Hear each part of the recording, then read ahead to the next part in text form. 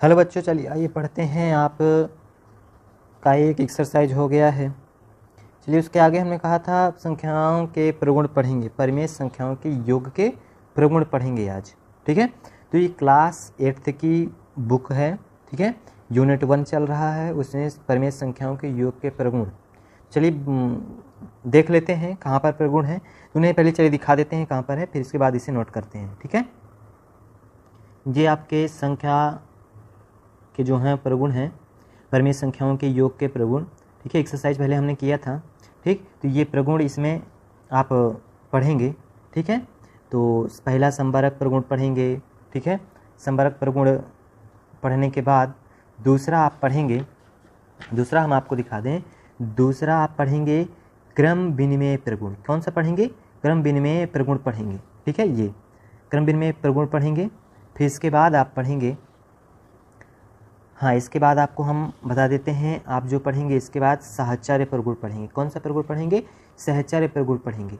ठीक है, सहचर्य प्रगुण पढ़ने का बुक से भी आप थोड़ा सा पढ़ेंगे तो समझेंगे। ठीक है, समझ जाएंगे, हल्का फुल्का बुक से भी आप पढ़िएगा ताकि आप समझ पाएँ। ठीक, तो ये आपकी है यही है 3 परिमेय संख्याओं के जोड़ने के लिए सहचर्य प्रगुण का ये नियम दिया गया है ऊपर, ये जो है। ठीक है, और इसके बाद फिर यहाँ पर 1B एक्सरसाइज है। 1B एक्सरसाइज फिर करेंगे। देखिए ये 1B एक्सरसाइज है, सारे क्वेश्चन दिए गए हैं 1B एक्सरसाइज के। तो फिर इसके बाद आता है आपका घटाना वाला प्रगुण। ठीक है, संख्या के घटाने का प्रगुण जो है, परिमेय संख्याओं का घटाना है यहाँ पर। ठीक है, चलिए इनको फिर हम बाद में पढ़ेंगे, पहले हम संख्याओं के योग का प्रगुण पढ़ लेते हैं, परिमेय संख्याओं को जोड़ने के योग का प्रगुण। ठीक है, तो चलिए देखते हैं। तो चलिए परिमेय संख्याओं के योग के प्रगुण। प्रगुण का मतलब होता है नियम, विधि, कानून, कसौटी, कुछ भी कह सकते हैं। लॉ इंग्लिश में बोलते हैं, प्रॉपर्टी भी बोलते हैं। ठीक है, तो आइए चलिए इसमें हम योग के प्रगुण 3 हैं, कौन कौन से उन्हें नोट करेंगे। ठीक है, तो तीनों प्रगुण पहले हम नोट कर देते हैं। पहला है संबारक नियम। कौन सा है? संबारक प्रगुण या संबारक नियम कहें। ठीक है, गलत लिखिए, संबारक ये। ठीक है, संबारक प्रगुण या नियम लिख दें, नियम ही लिख दीजिए क्योंकि आप नियम ज़्यादा बोलते हैं। ठीक है, दूसरा है क्रम विनिमय नियम। कौन सा है? क्रम विनिमय नियम, क्रम विनिमय नियम। तीसरा कौन सा है? सहचर्य नियम, सहचर्य नियम। ठीक है, ये 3 प्रगुण हैं, किसमें? योग में। ठीक है, जोड़ में। तो इनकी अंग्रेजी भी चलिए यहीं पे लिख देते हैं सामने ही इनके। ठीक है, तो इसकी अंग्रेजी है closure law, closure, CLOUSER, closure law. ठीक है, इसकी अंग्रेजी ये है। क्रम विनिमय की अंग्रेजी है कॉम्यूटेटिव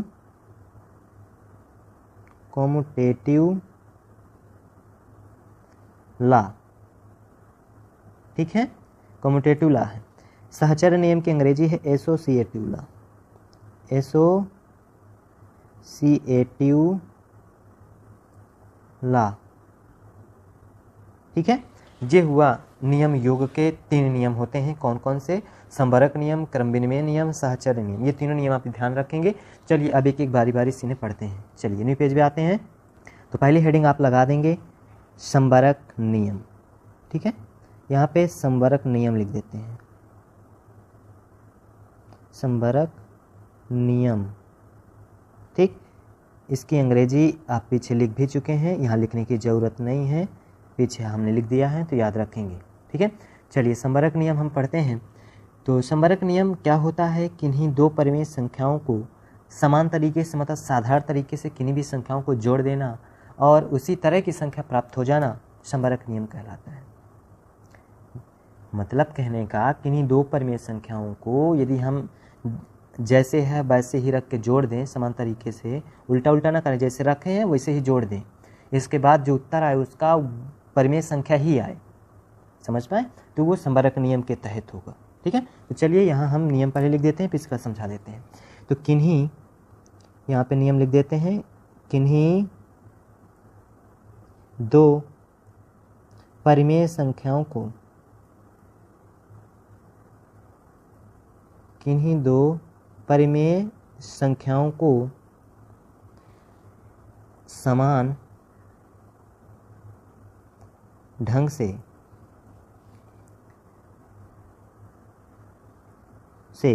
जोड़ देने पर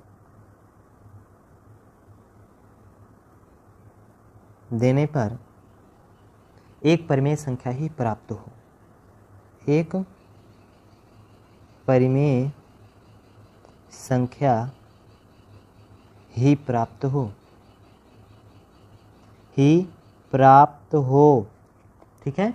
तो वो नियम जो होगा संबरक नियम होगा, ठीक है। जैसे हम यहाँ पर कर देते हैं, जैसे लिख देते हैं 3/4 प्लस 5/4। यदि इसे हम जोड़ेंगे तो उत्तर हमारा क्या आएगा, 8/4 आएगा। तो 8/4 भी एक क्या है, परिमेय संख्या ही है, ठीक है, परिमेय संख्या ही है। हम ये कह सकते हैं कि अतः परिमेय संख्याओं को जोड़ने पर हमारी जो योग की संक्रिया है संबरक नियम को क्या करती है, पालन करती है। संबरक नियम के तहत हमने यदि जोड़ा तो ये क्या मिली, परिमेय संख्या ही मिली, 8/4 परिमेय संख्या। परिमेय संख्या क्या होती है, P/Q के रूप में जो होता है वो परिमेय संख्या होती है, ठीक है, जहाँ Q does not is equal 0 होता है। तो ये एक परिमेय संख्या है, जानते ना, P/Q के रूप में होती है, P/Q के रूप में हो और Q क्या हो, डज नॉट इज इक्वल 0 हो, तो ये परिमेय संख्या है, ठीक। तो यहाँ पर हम लिख सकते हैं अतः परिमेय संख्याओं में योग को या योग की संक्रिया संबरक नियम का पालन करती है। अतः परिमेय संख्याओं में योग की संक्रिया का मतलब नियम, ठीक है, या प्रक्रिया, संक्रिया संबरक नियम का पालन करती है, संबरक नियम का पालन करती है,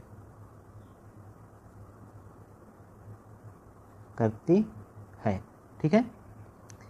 तो हम यहाँ पर ऐसे लिख सकते हैं, ऐसे हम लिख सकते हैं कि a + b जोड़ेंगे तो a + b ही प्राप्त हो, ठीक है।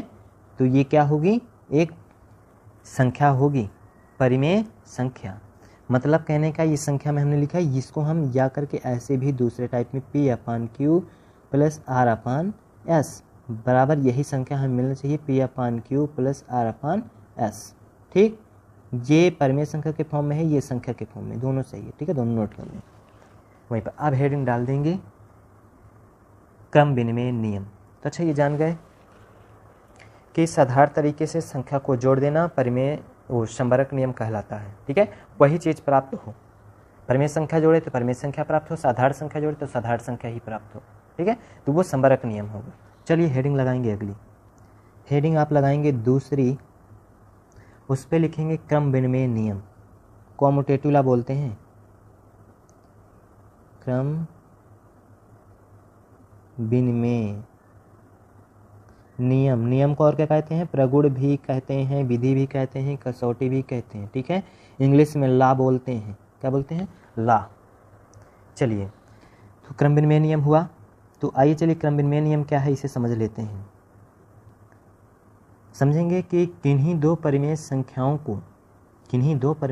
को किसी भी क्रम में, चाहे उल्टा पुल्टा कैसे भी, ठीक है, किसी भी क्रम में जोड़ने पर योगफल समान ही प्राप्त होता है, समान रहता है, ठीक है। तो यहाँ पर हम इस नियम को लिखेंगे, किन्हीं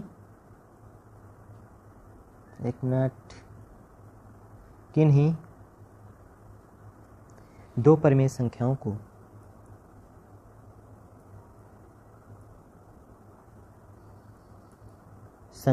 को किसी भी क्रम में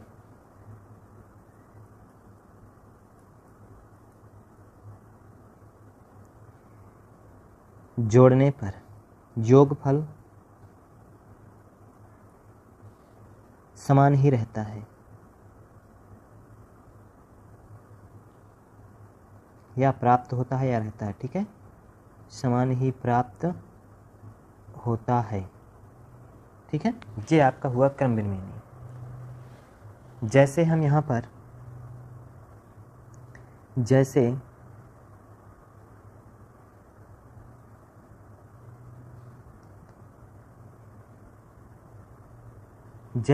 लेते हैं 2/3 प्लस कर दें 5/3।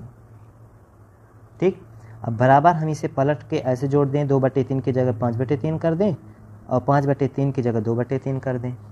ठीक, अब दोनों तरफ को जोड़ें तो क्या आएगा, यहाँ पर बताइए क्या आएगा, 7/3 आएगा और इधर भी क्या आएगा, 7/3 ही आएगा।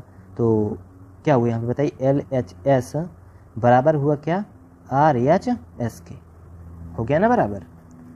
इसका मतलब किसी भी क्रम में जोड़ दें किन्हीं दो संख्याओं को तो क्रम विनिमय नियम का पालन करती है। ठीक है, किस नियम का, क्रम विनिमय नियम का पालन करती है। चलिए आगे चलते हैं। तो हम कह सकते हैं कि परिमेय संख्याओं में योग की संक्रिया जो है क्रम विनिमय नियम का पालन करती है। तो यहाँ पे लिख देते हैं, उसी के नीचे लिखते जाएंगे। अतः परिमेय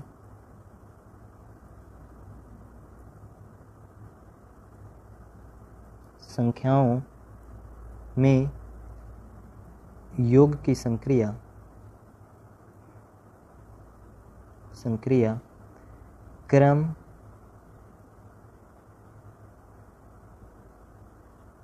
क्रम विनिमय नियम का पालन करती है। ठीक, क्रम विनिमय नियम का पालन करती है। तो आइए चलिए आगे यहाँ पर देखते हैं। तो हम यहाँ पर यदि ऐसे लिखें कि A + B, या इसे पलट दें तो B + A same he answer आएगा। ठीक है, या ऐसे लिख दें परिमेय संख्या के रूप में P/Q + R/S। तो पहले जोड़ दें R/S, फिर बाद में जोड़ दें P/Q, तो अब भी आंसर सेम ही आएगा। इन दोनों को नोट कर लीजिए, परिमेय संख्या के फॉर्म में, ये संख्या के फॉर्म में है। ठीक है, ऐसे संख्या को जोड़ना।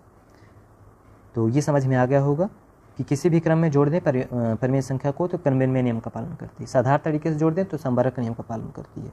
चलिए आगे चलते हैं।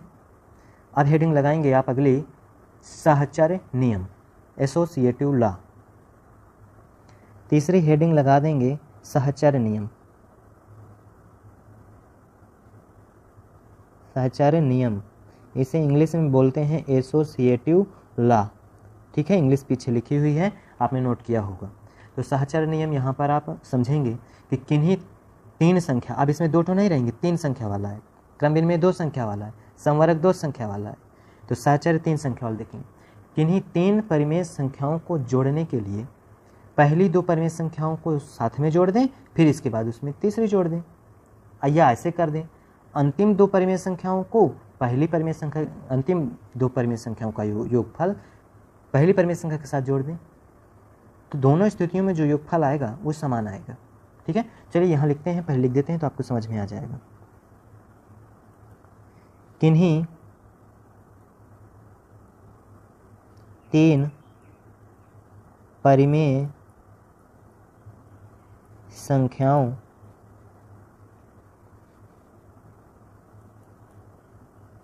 को जोड़ने के लिए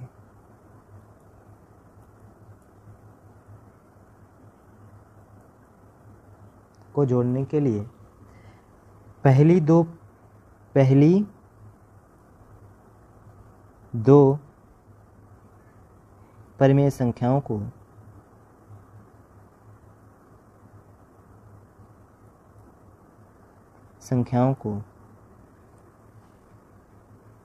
नहीं, परिमेय संख्याओं का लिखें, को नहीं, परिमेय संख्याओं का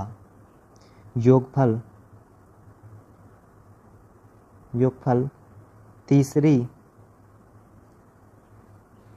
परिमेय संख्या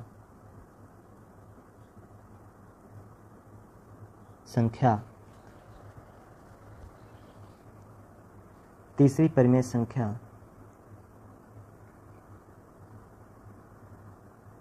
का योगफल तीसरी परिमेय संख्या के साथ जोड़ें,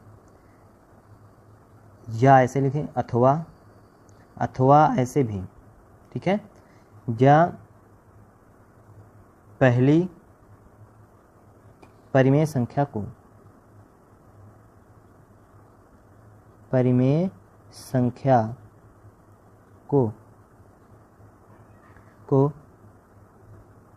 अंतिम दो परिमेय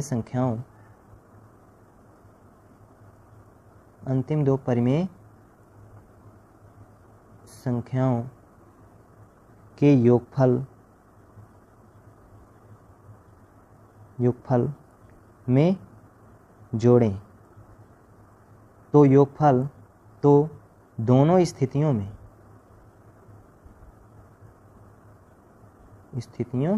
में योग समान रहता है।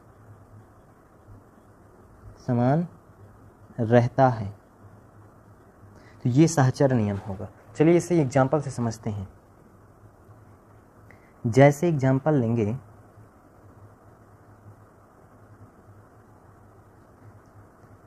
तो एग्जाम्पल से समझेंगे इसको, तो हम मान लेते हैं 2/3 संख्या ही लेनी पड़ेंगी। 2/3 प्लस 5/3, इन दोनों को पहले जोड़ देते हैं, एक तीसरी संख्या इसमें जोड़ देते हैं, 4/3। अब इससे पलट करके यदि जोड़ेंगे कि पहली संख्या को अंतिम दो संख्याओं के योगफल में जोड़ें। नियम पढ़ लीजिएगा ध्यान से तो समझ में आएगा। तो हमने क्या किया, जोड़ दिया। अब इसे हल करेंगे यदि, तो 2/3 को और 5/3 को हल करेंगे तो यहाँ पर आएगा 7/3 प्लस 4/3। इन दोनों के योगफल में तीसरी संख्या हमने क्या किया, इन दोनों का जो योगफल है हमने क्या किया, तीसरी संख्या के जोड़ दिया। ठीक है, इन दोनों के योगफल में क्या किया, तीसरी संख्या जोड़ दिया। और यहाँ पर क्या है, इन दोनों के योगफल में इस संख्या को जोड़ दें, बराबर 2/3 प्लस क्या आएगा यहाँ पर 9/3। ठीक है, अब इसे जोड़ देंगे तो कितना आएगा 11/3। अब बराबर 1 मिनट ये दूर लिख गया है, पास में लिख देते हैं। हाँ 11/3, अब बराबर आ जाएगा 11/3। तो यहाँ पर क्या हुआ, LHS जो है LHS बराबर आ गया RHS के। ठीक है, तो यहाँ पर सहचर नियम का पालन हो रहा है क्योंकि दोनों पक्ष बराबर आ रहे हैं, इसलिए सहचर नियम से 3 संख्याओं को यदि जोड़ेंगे परमेय संख्याओं को तो परमेय संख्या ही प्राप्त हो रही है। ठीक है, चलिए नियम लिख देते हैं, इसका रूल क्या है, आइए न्यू पेज पे। तो चलिए इस 3 संख्या को जोड़ेंगे तो पहली 2 संख्याओं को तीसरी संख्या में जोड़ें और पहली संख्या को अंतिम 2 संख्याओं के योगफल में जोड़ दें। ठीक है, ये एक ये हुआ।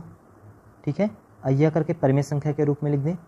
परमेय संख्या के रूप में लिखेंगे तो यहाँ पर P/Q प्लस R/S प्लस यहाँ पर N/M।